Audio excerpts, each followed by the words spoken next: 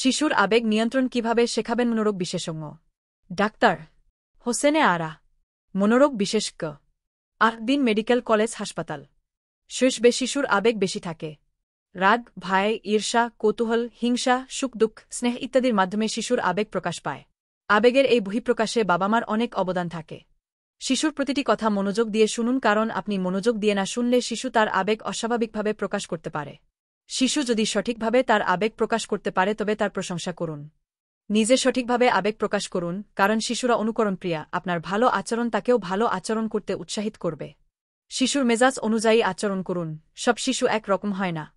জন্ম থেকেই শিশুদের মেজাজ আলাদা হয় আবার শিশুর মনের ভাব সবসময় একই রকম থাকে না তাই শিশুর মেজাজ অনুযায়ী আচরণ করতে হয়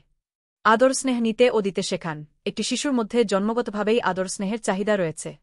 মা বাবার আদর স্নেহ দানের মাধ্যমেই শিশু ভালোবাসা দিতে ও নিতে শেখে তাই শিশুর মধ্যে ভালোবাসা সৃষ্টির জন্য তাকে যথেষ্ট আদর স্নেহ দিন